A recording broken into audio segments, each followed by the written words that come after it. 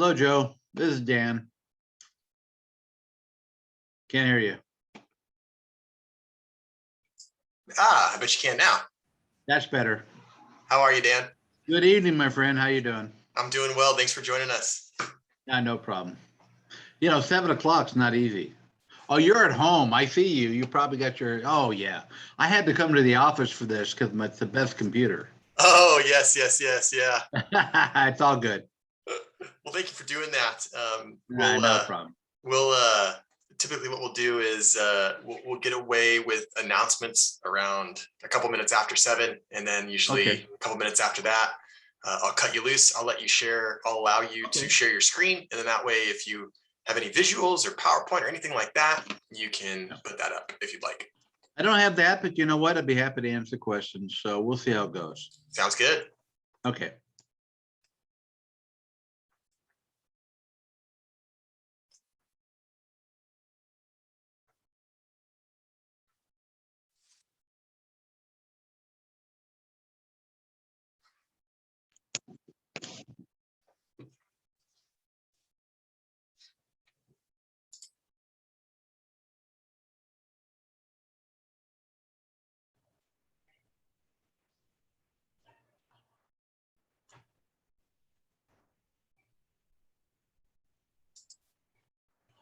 A couple of smiling faces there. Hey, Brian. Hi, Alexander. How are you?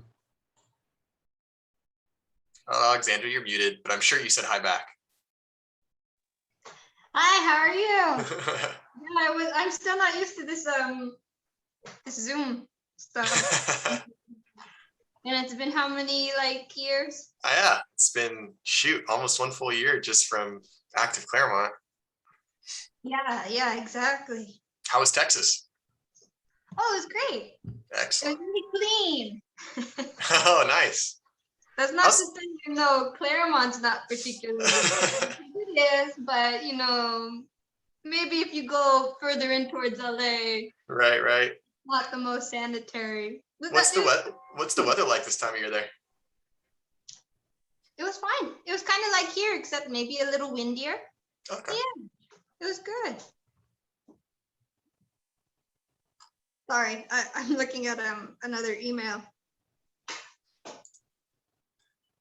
Joe, I told Dan, and I see he's on there, but not on the screen yet. But I told Dan, I said, we'll probably have 12 to 15, maybe a little bit more. But I also told him that it goes on YouTube and people do watch it afterwards, because there are a number of people that can't get on or won't get on at 7 o'clock at night.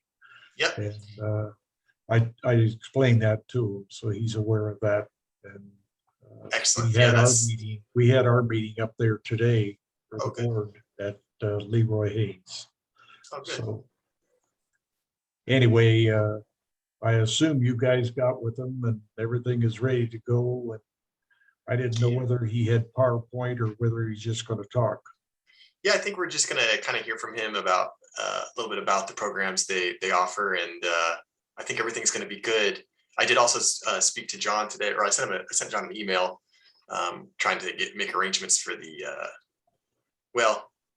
trying to figure out what arrangements we might be able to make to see if we'll be able to have a holiday party. So I'll have a little bit more information on that shortly. Hey, Corey, why don't you put yourself on the screen instead of having that smiling face looking at us?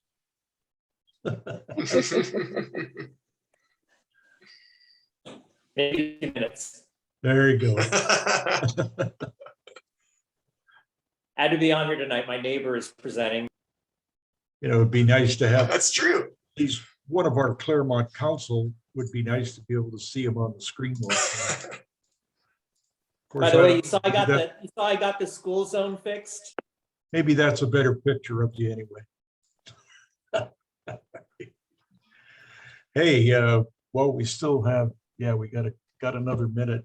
Joe, did you get that email from Corey talking about the gentleman that may be interested Okay. Yeah, I actually know Russ, and I actually spoke with him about maybe 2 months ago or so. I'll be happy to reach out to him and speak a little bit more about him. Russ is a great guy. Russ is great.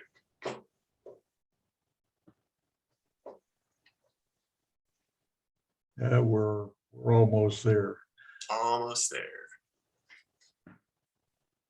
Hey, Dan, while we're waiting, I really enjoy those meetings like the one that we had there today. You know, I like having the executive officers give their report, and especially the staff. I really do. It's enlightening me, you know, because dealing with David and Margaret, I've learned all the acronyms that are out there, but dealing with you guys, it's a little bit different, you know. It's just a different cut of cloth, and it's a learning process that I'm trying to go through. And I just bear with me, because I will take some time. And as all these guys know, I'm hard of hearing anyway, and that's why I have my transcriber there. So, but it really is. It's I like hearing all the good things that you're doing. And you know, by the way, Corey is your next door neighbor, the one there on baseline with the high wall, if you haven't met him yet. Yeah. You know, Corey who? I'm not quite sure. Corey, we can't hear you. You're muted, Corey. Yeah. You're muted, Yeah. Corey. Corey's dogs come down and visit us from time to time. I said, nice to meet you, Dan. Yeah, good to see you, my friend. And Brian, you saw I did get the school zone signs fixed. Brian, you saw I got the school zone signs fixed? Hold on a minute. Got to get this stupid thing that went off on me.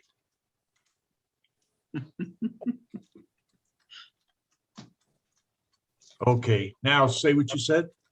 I said, did you see I got the school zone signs fixed? Yeah. Actually, I saw it today, because speaking of that, Corey had that sign put back up. Apparently Good. there was some miscommunication between Laverne and Claremont, but we got that ironed out. And before we get started, Dan, I went down and looked at that lot down there. I sent the information to Brian, and he's going to look into it. I hooked him up with a number of different Caltrans people, so I think it's going to be a tough sell down there. I went down and looked at it. It'd be a tough one to put a parking lot in that area, but you know, if we can get rid of the vans, or some of the vans, and move down there and create something that make it nicer for you. Yeah, Brian, I appreciate it. Appreciate your help, Brian. Thank you. Well, we'll figure out what we can do. Yeah. Well, Joe, I'm going back. I'll let it go back to you. I got everything on here that I wanted. Okay. And Jim's ready to go. It looks like Jim already had dinner, so he's ready to go. I can see him there. Excellent, excellent. Well, thank you everyone for joining us. It's Active Claremont's monthly membership meeting for the month of November. And before we jump into it, I've just a few announcements, some housekeeping items, typical. Just want to let everybody know we're very, very excited. We're going to have only our second in-person event of the entire year is coming up this Saturday. The first in-person event was back for the picnic in June. It was a really nice event. It was great to actually meet some people for the first time. So that was really great. I'm really looking forward to having as many people as possible at the trash pickup. I'm going to give you some details regarding that. It's going to be this Saturday at St. Luke's Church. And all the information is on our Facebook page on the events tab. You do not have to have a Facebook to access our Facebook page and also access our event page. So even if you don't want to be involved on Facebook, or if you're not a member, don't have an account, it's still a really good way to kind of keep up to date with what's going on in the world of Active Claremont. That will start at 8 a.m. We'll be meeting sort of on the east portion of the church parking lot. We'll have all the supplies. You'll simply just need to sign in and bring a good attitude and help us clean up some litter for about an hour or so. So that's happening this Saturday, November 20th, 8 a.m. And I'm really looking forward to seeing everybody there. And hopefully we'll be able to go back to a reoccurring monthly event, which would be excellent. Another thing, Joe, Hey, go Joe, ahead, Brian. why don't you just real quick explain to Dan, because it's right next to his property where we do clean up, so Yeah, give absolutely. an So idea. yeah, so the trash pickup is a great event. Essentially, we fan out and we attack Baseline Road pretty much from Laverne to the freeway, and we all kind of cruise around and pick up litter and trash. Usually we're out there once a month. Of course, COVID has kind of put a little bit of a damper on that, but now we're in a spot where we feel like we can do that again. And of course, we have the city's permission and blessing.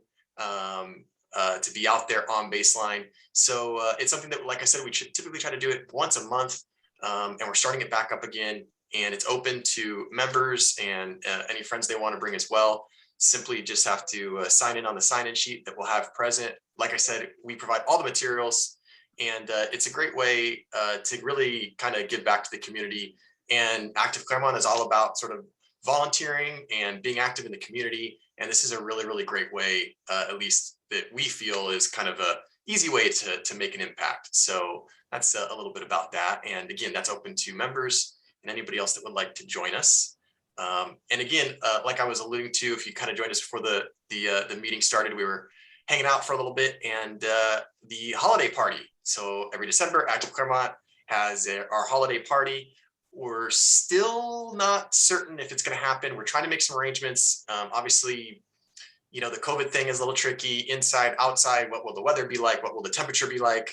So we're just trying to find a venue that can perhaps accommodate the needs of various members. Stay tuned for that. I will be sending out an email as soon as I have a little bit clearer direction. I'm hoping to have things firmed up at the beginning of next week to give everybody as much notice as possible. If we do not have a in-person party, we might pivot to something else. So just stay tuned on that. Another thing I want to mention, and I know Bill, you're here. Bill, you'll appreciate this. This is specifically for Bill. We have polo shirts. We have branded. Forget. I didn't forget. I made a note. Oh See, my look, I God. got this Post-it note right here. See, plug polos. I'm trying to stay on it. So we do have really awesome polo shirts, really, really high quality, various sizes. We have those available for purchase. They're $25 a piece, and they'll be available at the litter pickup on Saturday. If you're interested in purchasing one, you can feel free to send us a message via our Facebook page. Send me an email directly, reply to any of the emails that I send. It goes back to my personal email account, and I'll be happy to get you set up with that. So without any further ado, we're going to jump into it. And this evening, the talk we're going to have tonight is with Dan Maydeck from Haynes Family Programs, and he's going to tell us a little bit about their programs, a little bit about what they do, and just a little bit of information about them and their involvement in our community. So Dan, without any further ado, I think probably it'd be great just to kind of start out with a sort of 100-foot overview. What is the Haynes Family of Programs, and what do you guys do?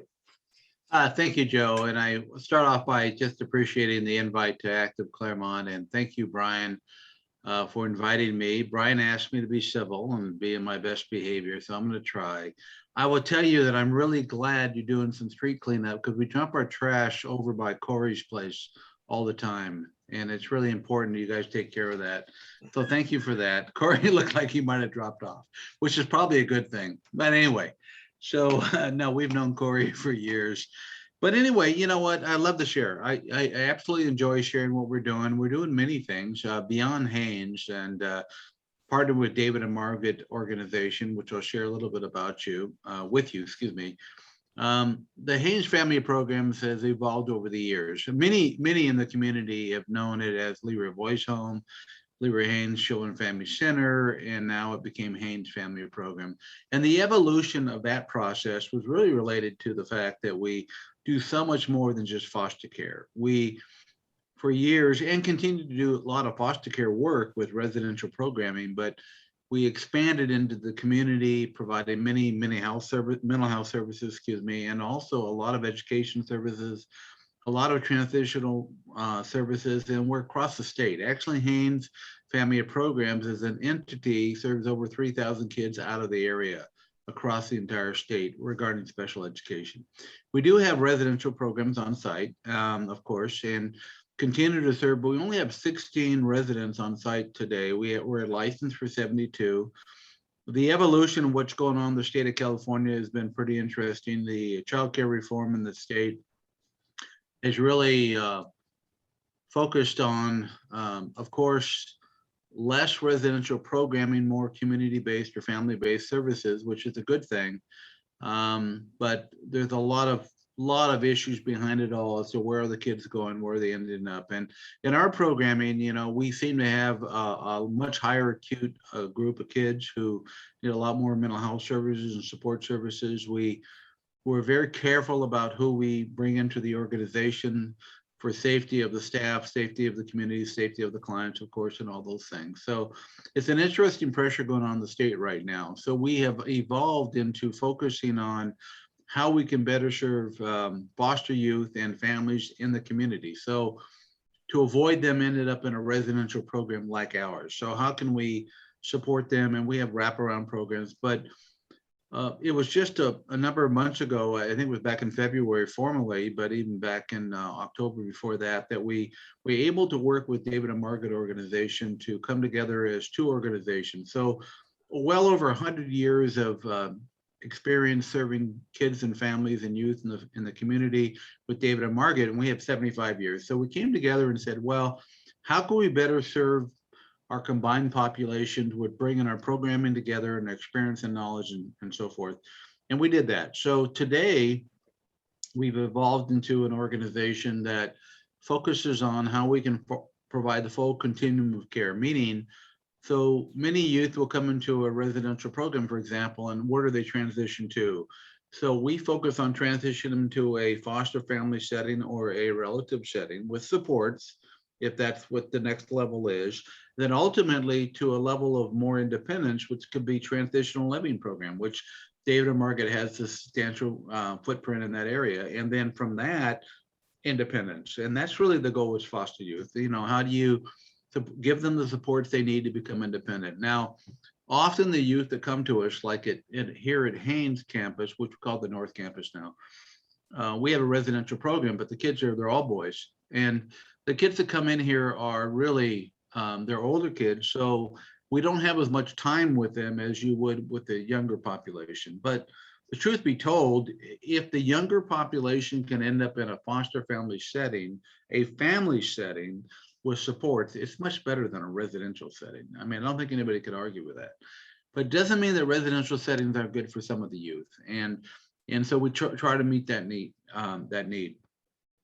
So some of the things we did over the years at Haynes is we expanded and grew our community-based mental health program, provide a lot of services to local families throughout all of LA, but also we serve kids in San Bernardino and Riverside County and so forth. And so it's not in San Bernardino County. So it's not just here we cross the lines in terms of those services. And as I mentioned before, special ed's across the state. So we actually have 28, 30 counties. I think we serve kids in across the state in special ed.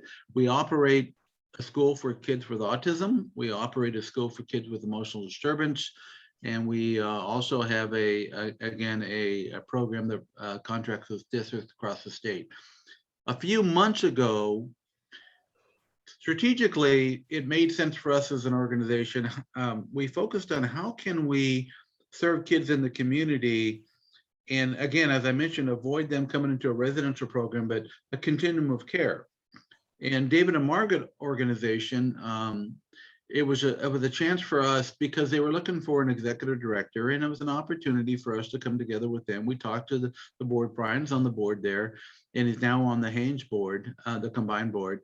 We found a way to come together and say, strategically, we can do much better and have a greater impact with the youth that we serve and with the populations we serve. We serve different populations.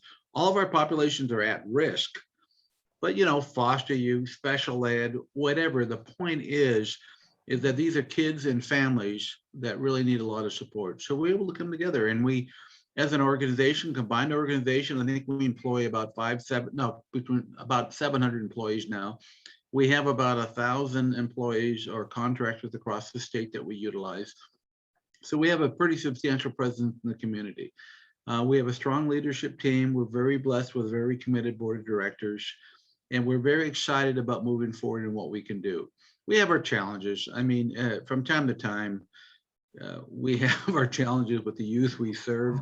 These aren't the best, some of them aren't angels, but it's our job to do the best we can to surround these kids and provide the supports that they need. We are very focused on the future. One of the things that we are embarking on as an organization, a combined organization, is to where we want to be in the future in terms of our footprint 3 to 5 years. In other words, how can we better serve the youth that are under our care and that come to our place and that we have access to? And things are changing. The funding streams is changing in the state. The acuity of the kids that are referred to us, probation, for example, and also Department of Children and Family Services aren't referring kids into programs like they used to. Some of it's money, some of it's for other reasons. There's changes at the federal level going on right now related to residential programming and what they may or may not force us to get into. It'll be a process that we go through with the board and staff and the community and our constituents and community everywhere as to where we want to be and where we need to focus in the future. But it's not like it used to be. Haynes Family of Programs was formed in 1946. David and Margaret's well over 100 years old. And David and Margaret, the interesting thing is, became a corporation in 1946, but they existed long before that. So there's interesting similarities there.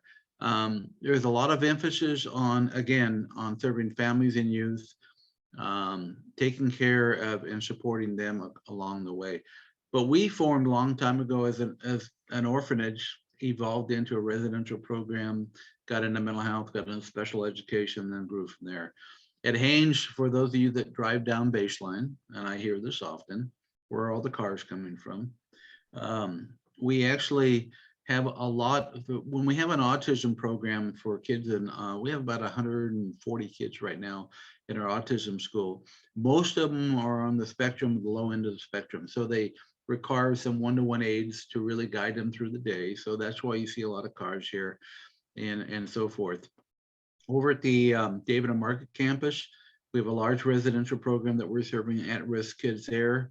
And we also have transitional living programs, and we have our mental health departments over in that campus.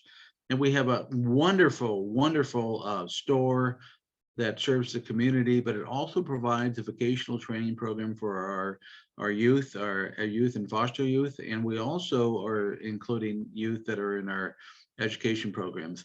And then we have a cafe that we're going to be opening to serve the community, which was open in the past. Some of you may have participated in that. We're going to reinvent that one a little bit to see how we can better serve. Yeah, Brian understands that.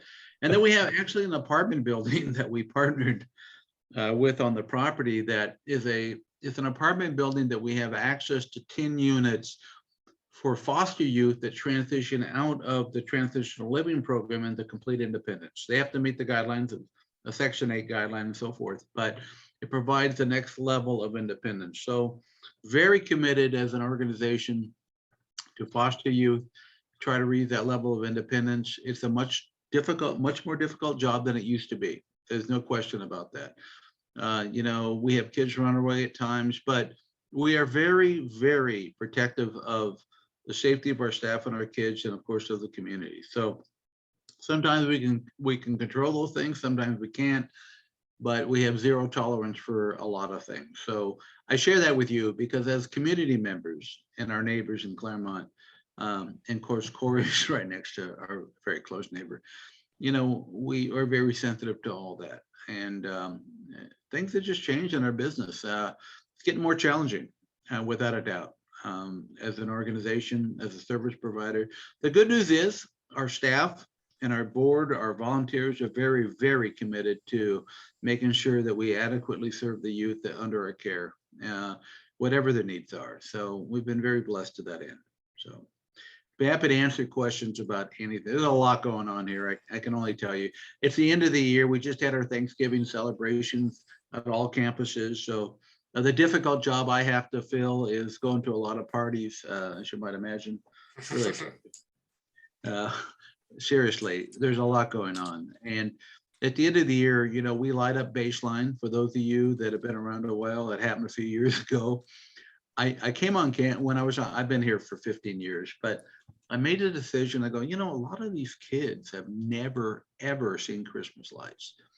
And, you know, for those of us that grew up in more of a normal, if the word normal is correct, life where you had access to those things, a lot of these kids grew up in environments where they just didn't have access to anything.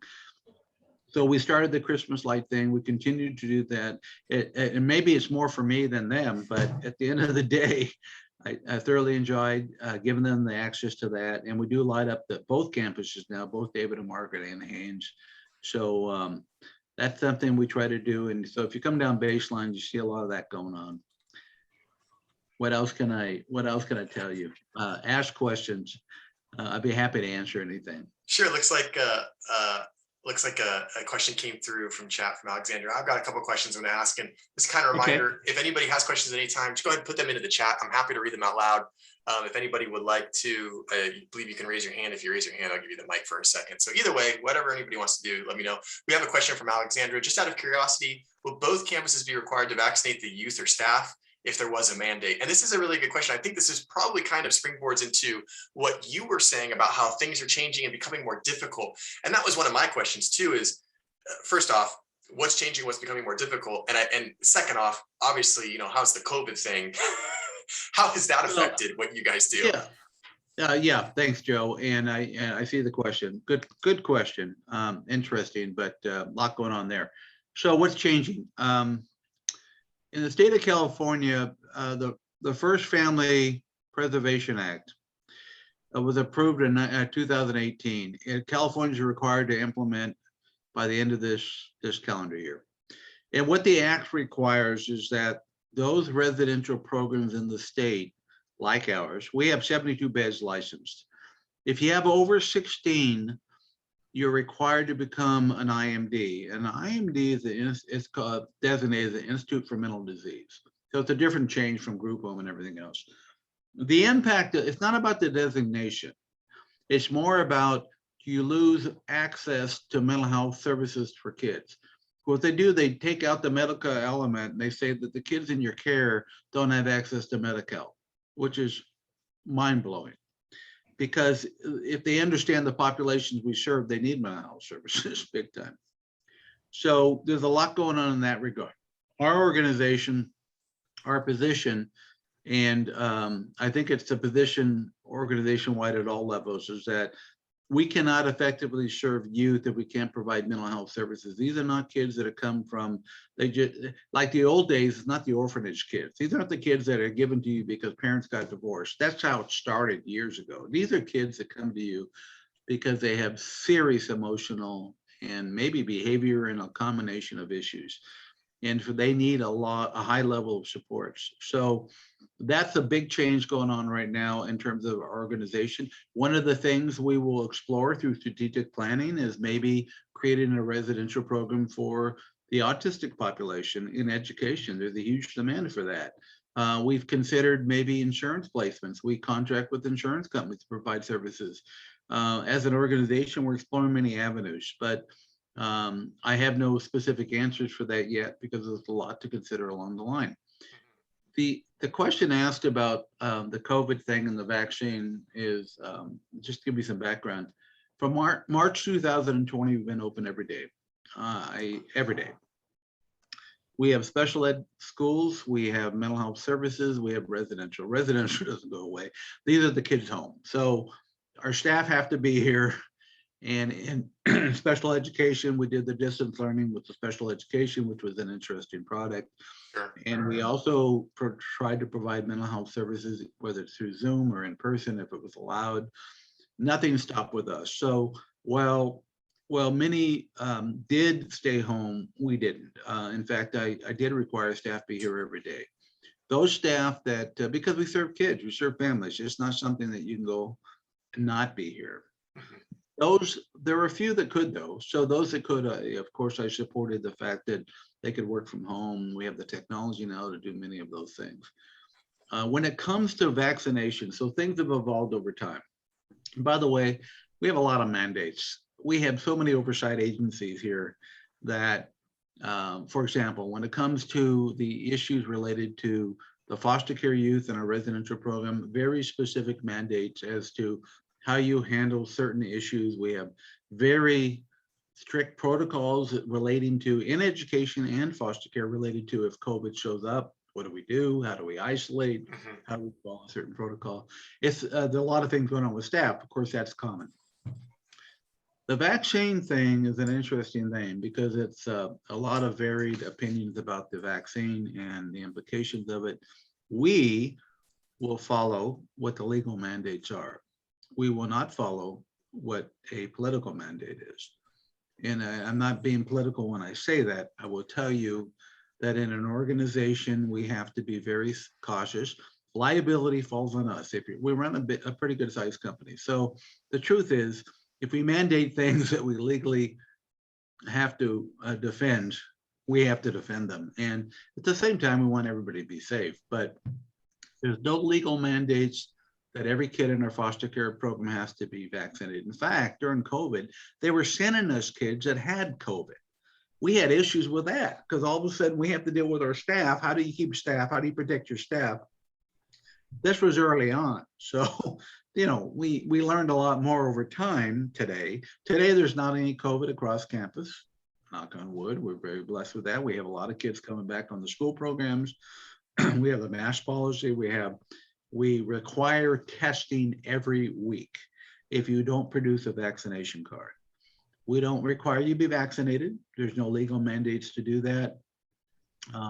We have some varied opinions within the organization about that. I think we talked today about 60% of our education staff, we have a lot of staff, are vaccinated or have produced cards that say they are. So we test every week. We have people come on both campuses. It's what we do.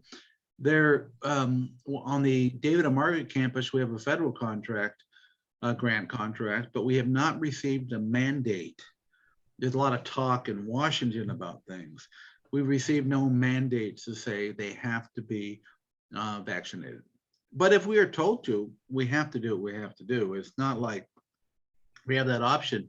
But I would tell you, we probably will lose staff. And that's a huge challenge for us, or could be, and it has been, even to recruit staff. So we'll comply with what we need to comply with. But I'm not one of those guys, and I'll be very candid about that, to mandate anything just because it makes me feel better. I want to be very respectful of people's opinions regarding that, but at the same time, I want everybody to be safe. So we're trying to put things in place that address all the above. It's not easy. I mean, we had a board meeting today. I had board members, I'm not going to share names, of course, but we did a Zoom combination to in-person. We had many show up in person who felt comfortable, but others who Zoomed, some of which on the Zoom said, excuse me, I can't attend if not everybody's vaccine. I respect that, but that's why we have Zoom, right? So you got to be respectful of everybody. So it's a long answer to the question. Well, no, it's a very complicated question with obviously a very complicated answer. Yeah, and you got to remember, we have a lot of different programs. So yeah. All of our mental health staff have to be tested or vaccinated. All of our education staff has to be tested or vaccinated. Our residential staff, there's no mandate. I think just about all my residential staff have gotten COVID and been out and back. They're probably safer than anybody's been vaccinated. But I think they are protecting themselves. But it's been a challenge. I mean, we had to get a lot of the extra money to everybody just to show up every day, especially in the residential program. It's been really challenging. Yeah, I believe it. I have another question that came from Bill. Can you tell us a little bit about where your funding comes from? Oh yeah. Well, it comes from a lot of different areas. So we contract with LA County for mental health services. We contract with LA County for foster care residential programming. We contract with LA County for foster family agency, adoption agency. We contract with LA County for their transitional housing program for foster youth. We contract with the federal government for a residential program for unaccompanied minors. We contract with like 35 to 40 school districts for special education on their 2 schools. And then we contract with it gets into the hundreds of school districts across the state, because we serve kids across the state. So we may, if I tell you we have 35 kids we serve across the state, 3,500, excuse me, we used to have a lot more than that, close to probably thousands of more, but COVID pulled that back. So it means that it's not like all the kids in one district. We serve kids all over the darn place. We found a way to match the caregiver or the special education provider or the OT or the speech and language pathologist with the student in the public school system anywhere in the state. We have a mechanism to do that. Did I answer that question? Yeah. So we get funding from a lot of absolutely. different places. And fundraising, you know what? My development directors get mad at me. We do fundraise. We're a nonprofit organization. Not everything covers everything with our organization. So we do fundraise. We've been very blessed to have some very committed individual givers, but also the foundations respect us. And both our organizations, David and Margaret and Haynes, have been blessed in that regard, that we have people who care about serving foster youth or kids with special needs. So we've been very blessed in that regard. Yeah. If you're not bashful, just open up your wallet, Bill. I'd be more than happy to take a check over to Dan. There you go. And Alexandra. Joe, I do share the questions. I can go ahead and respond to them. Oh, sure. Read them now. Do you partner with any other community colleges, unified school districts? Well, yeah, I think I kind of alluded to the fact we do partner with a lot of school districts. We do have a lot of good relationships, even with Fairplex and so forth. Educational programs, Fairplex has educational vocational programs. We did partner with them and have for our youth to maybe the transition over there and get some vocational training. Our youth, especially in our special education program, need a shadow. There are a few youth that can go there independently. So it becomes a little different dynamic than a typical kid going over to a program and you send them away. Community colleges, yeah, I mean, Jonathan, we have the provost or the ex-provost on our board from University of Laverne. Very good partners with the Azusa, Laverne, and also Pomona. We, in terms of finding adequate staff and a segue for us to train those that want to get into the field, whether it's special education or mental health, we do a lot of that. But COVID slowed a lot of that down because nothing was going on for a long period of time. But we have wonderful partnerships. They've enjoyed wonderful partnerships with our universities and the community colleges. Okay, I'm reading the next one. Okay. You know what? Okay, so success stories. Well, I've been here 15 years, so there's been a number of success stories, but one thing I have learned, and I'll share it by way of an example. You never know when you're going to effectively touch the life of anybody that comes through your program. So these kids come to us, kids, youth, whatever, with a lot of challenges, a lot of baggage. They come to us upset, a lot of trauma in their lives. It could be a number of things. You never know when you engage a youth or a child, what it's going to take or what impact that might have on their future. And so the example I'll give you is I received a call, I think it was probably 5 years after I got here. Like I said, I've been here 15 years. A young man, it wasn't young because he'd been here a long, long time ago. He called me and he said, introduced himself and I introduced myself. And he says, I just wanted to share with you that when my brother and I were at the Leroy Boys Home at the time, we were there for a short period of time. We both ended up leaving, and I in particular, speaking of himself, left and went in. He goes, I got in so much trouble. I was so messed up. When I left you guys, I just got worse and worse. But it was later in my life that I wanted to change. Something happened to me, and I reflected back on a counselor that I had at Leroy Boys Home. And so that interaction, whatever that was, impacted. So he decided, because of that connection, other things happened in his life, of course, but he remembered that interaction, and it was that point in time that he said, I connected to that. It made a difference to me. And he felt so compelled that he had to call me. And I, this is years later, and I had no knowledge of this situation at all. So I guess when you ask me the success stories, there are many. I know staff can share all kinds of wonderful one-on-one success, especially in our education programs. You know, if a kid that non-communication kid, I've had parents say, it's the first time my child has come home and actually spoken to me. Because when you have those ongoing interactions, and that was an autism child, those impacts, there are many of them. But to hear that, it just, for me, my background is financial. I used to run financial institutions, so a long time ago. My background, I grew up in that world, so I'm a finance type guy, business guy. But many, many years ago, I got hired at a nonprofit agency, and we're talking, I've been here 15, it was 14 to 15 before, 30 years. And then I ended up taking over that agency.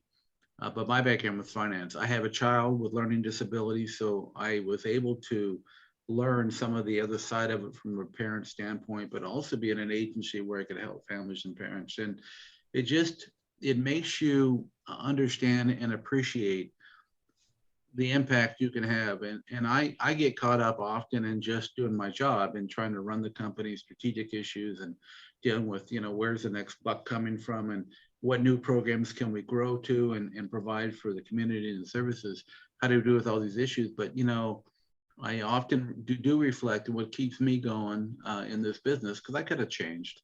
It's really about, those that we serve. And so we impact a lot of people. We impact a lot of kids. It's not always instant. We get frustrated too, because we have situations where kids go on. We heard about kids have left here and gone, robbed a store. Who knows what they've done? It doesn't mean you can impact it. You do the best you can with everybody to come through your program. And that's what you try to do. But we have a good team of people, and they're very committed and very knowledgeable. And we have a lot of support at all levels. So that's all you can do, is keep plugging at it. And we're very pleased about that. Yeah. Okay. Okay, how can you become involved? Okay, well, I appreciate that question, especially around the holidays. Historically, for those of you who've been around a long time, we used to have all this gift wrapping going on in the program, and for kids, and community would donate gifts and come in and we wrap them and give them. We used to have younger kids. A long time ago, we had a lot of younger kids. Younger kids usually don't get referred to the residential program anymore. We do have younger kids in our education program, through autism all the way up. They come in from very young up to age 22 with developmental disabilities. We do try to acknowledge our youth in all programs, whether it's that school, whether it's our residential, whether it's the other school we have on David Market campus, or whether it's the residents over in David Market, and even the transitional age foster youth. They need support too. We provide Thanksgiving meals to all of their families outside too. We do a lot of things that, if the community asks us how can we support, well, donations to that end, we always accept. We utilize those things for those types of things. A lot of the kids like gift cards and so forth. So community is always welcome to do that. We don't have, especially this year, probably won't have a lot of on-site volunteer things, because we're still dealing with all the pandemic COVID concerns, and try to be sensitive to those ends. But at the end of the day, is we always appreciate community involvement. I will invite community members, and I always do, to come if they ever want to come and tour. And I share, very transparent. I mean, we'll be careful about all the protocols and all that stuff, but very, very willing for anybody to come by and tour and share with them what we are actually doing. And you would see kids on campuses, both campuses, things going on all over the place. And it makes it more exciting, because it's easy. Well, I can share with you what I'm telling you. The truth is, when you start seeing the kids in action, they're just kids. They make some bad choices, and some of them come from some bad backgrounds and issues, but they're just kids. And you see them in a certain element, and you begin to understand that. And you wanted to see what you could do to support that. But anyway, you're always welcome to do that. Religion. Okay. Yes, there are lessons in ethics. The interesting thing about religion, I'll share with you, This Haynes started with the Nazarene Church. So Leroy Haynes, who started this organization, was he was a deacon, might have been a minister of the Nazarene Church. He and his wife bought the Reynolds estate up here, and they lived in Whittier, as I recall, and sold that, bought the estate to bring in, I think it was 12 kids, foster youth. He worked for the youth authority, so it was something that he had done all his life, and he and his wife and family were committed to it. And then, but very focused during those times, early on, about the religious impact. In fact, over the years, we had a facility here that was built as the chapel. It was not uncommon in most residential programs, to be honest with you. Many of them started with religious overtones. David and Margaret's got the Methodist influence, and which is wonderful, because it's great when you have those hands around you where they're really trying to do wonderful things. And it's not such that others don't want to participate, because it's not a one and done thing, but the commitment's wonderful. On our campus today, all the youth that are, of course, in residential have access to whatever religion they want to support. So we have to be careful today, because the church and state now, we're licensed by the state of California. All of our properties are in the residence, and also our contracts are through the counties. You have to be very careful about religious overtones. In other words, you can't force it, but you have to give access to it. So we do that. And yes, ethics, we have values, of course. On a personal note, maybe I shouldn't say this, but I will. I wish there was more of the religious influence across the board, but that's just my background and who I am, because I think that would make even a more positive influence if in many ways. But not everybody feels that way. At the end of the day, it's really about giving access and doing what we can to substantiate and ensure that we show the values that we believe in and so forth. So we do that. And early on, you spoke about the involvement with the Nazarene Church through Haynes. Over David and Margaret, it was obviously the Methodists and the United Methodist Women. Yeah. But Mr. Coons, and those of you that know Laverne, on Bonita, just off of Wheeler, there's Coons Park. And Mr. Coons is the one 100 years ago, is the one that started that project where David and Margaret is today, and built the building. And it was almost like back in that day, it was almost like a hotel.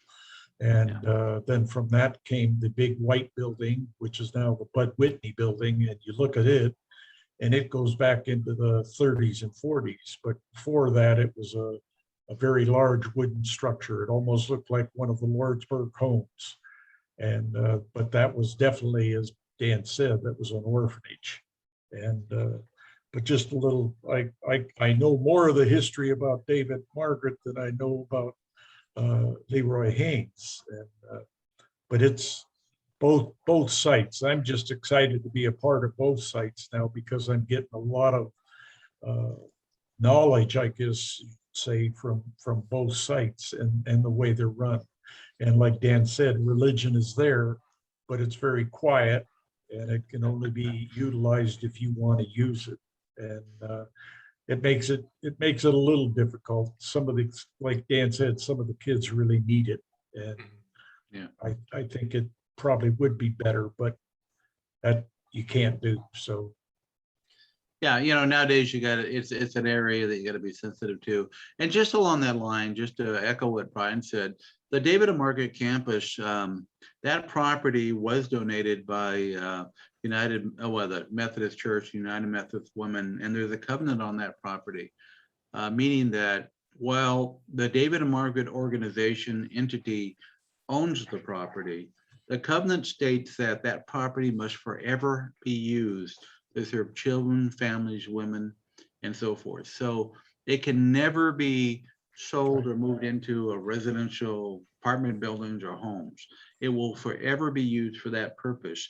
If Haynes Family of Programs or David and Margaret entity together said, we're done with this, somebody else would have to come in and or they take the property back. The church would take the property back.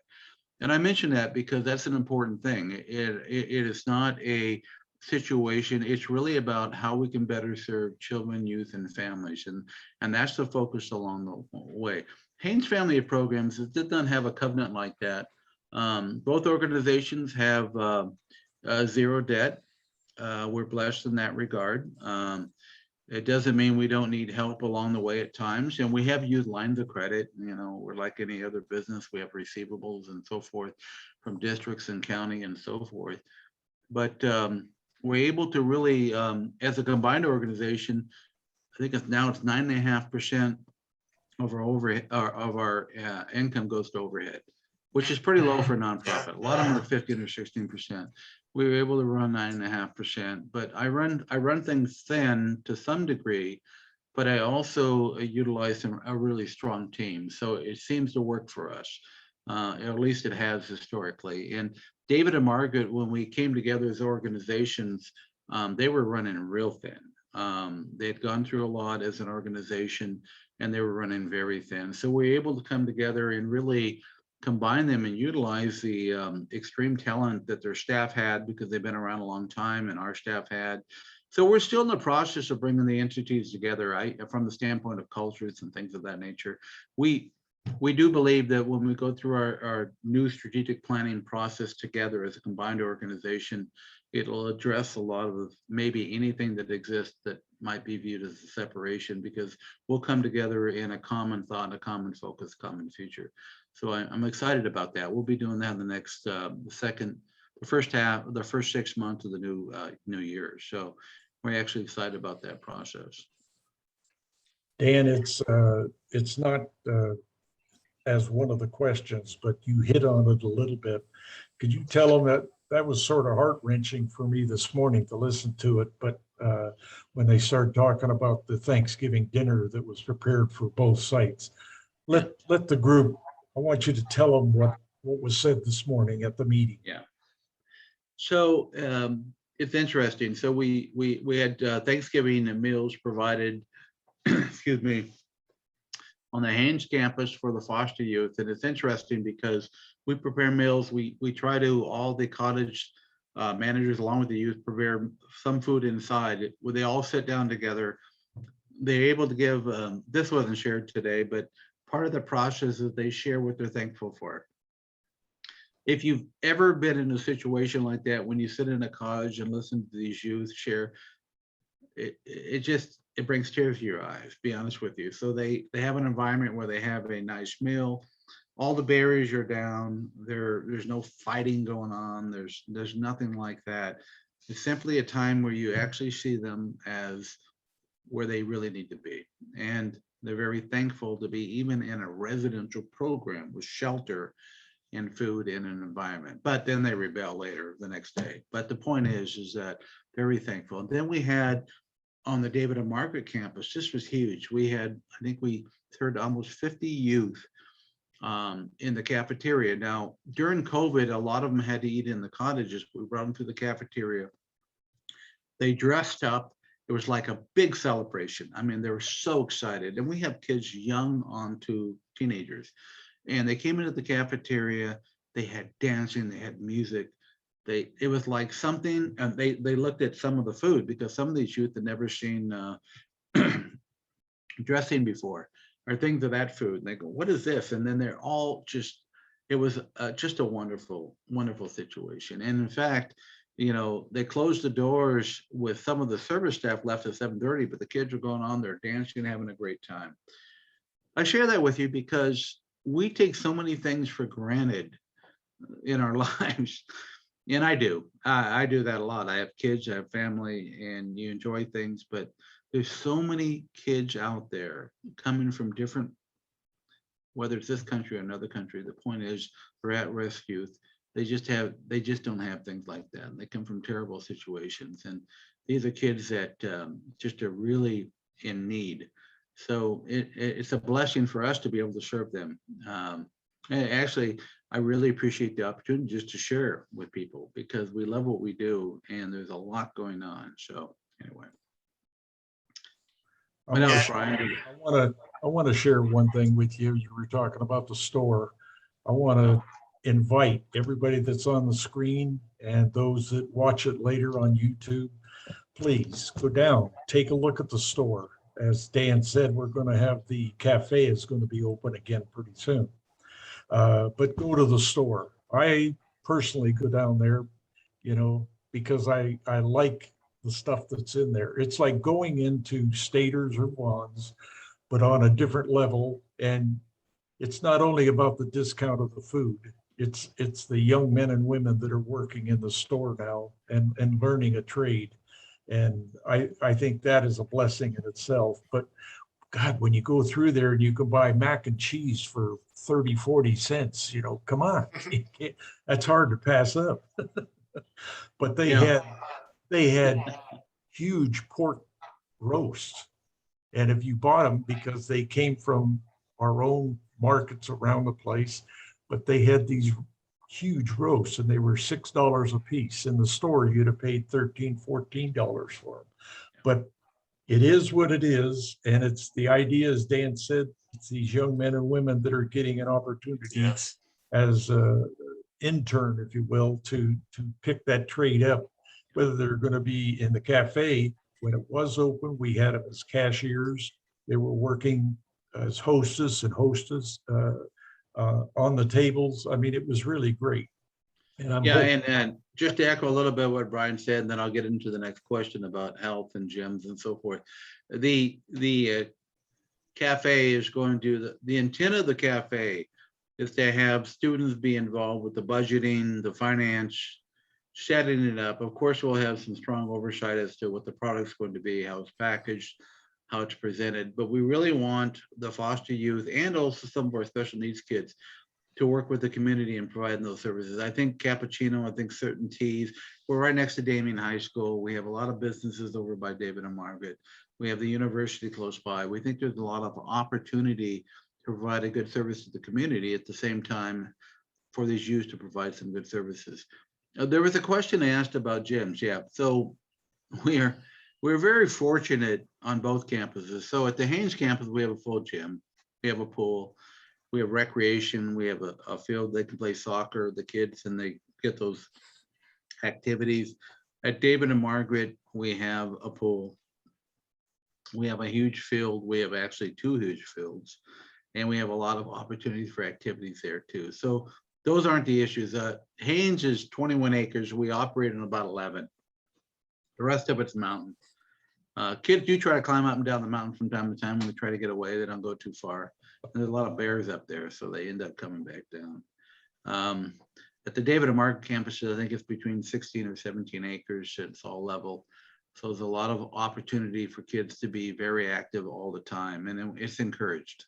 And be honest with you, these kids need that de-escalation often, so it's important.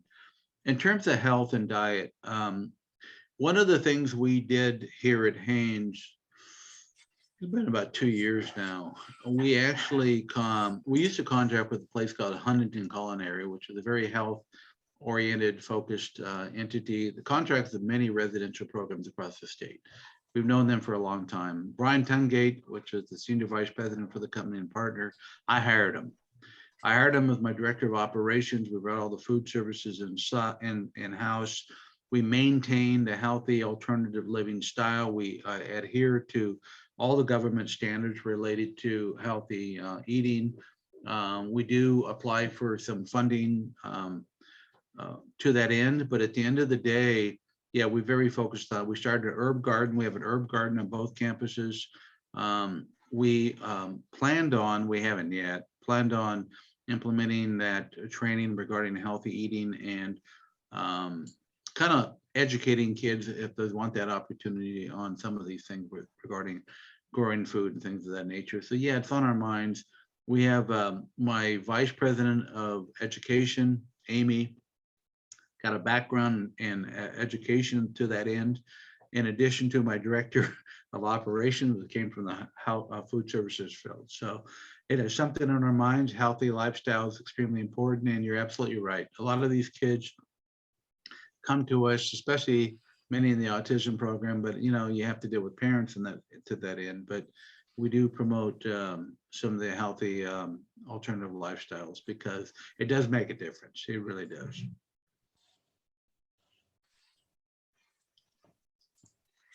Well, thank I you think for people are getting the, tired of hearing. People are getting tired of hearing from me. It's almost 8 o'clock. I don't.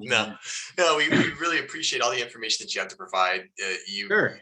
obviously, different outfit, like yours and other organizations that do what you do. It's a very important part of our community. And obviously you're filling a need that's greatly needed. And like you said, you don't always know who you're affecting when it's happening, but it's safe to say you're affecting people in a positive way. So, that's really, like you said earlier, that's really what it's all about. So we really do appreciate all of your information and your time. Sure. And answering all of these questions in great detail. It's really been excellent. Before we log off, I want one more reminder. This Saturday, 11/20 at 8 a.m. we'll be doing litter pickup, actually right down the street from your place, Dan. Right by Corey's. Right by Corey's place. Right by I hope, Corey's 'cause place. I'm Yeah. dumping my trash over there. Yeah, we'll pick it up. Don't Okay. worry. So we'll be there. We'll have shirts available for sale. I really hope to see all of you. We'll also be sending out an email soon regarding the possible December plans. So please stay tuned for that. As always, thank you everybody for joining this evening. Thanks again, Dan. We really appreciate your time and your information. This video, or this whole meeting, is being recorded, will be up on the YouTube channel, and I'll also send it around again in an email, just so in case you missed it, you'll have an easy link that you can click on. And again, keep your eyes peeled for that email regarding our December meeting/party. So until next time, everyone, thank you very much. Have a wonderful evening, and we'll see y'all very soon. Bye-bye. Thanks, Joe. Thanks, Brian. Bye, Bye-bye. everybody. Take care. Bye. Bye. Have a Have a nice great evening. Thanksgiving, everybody. Thanks, Jack. Take care.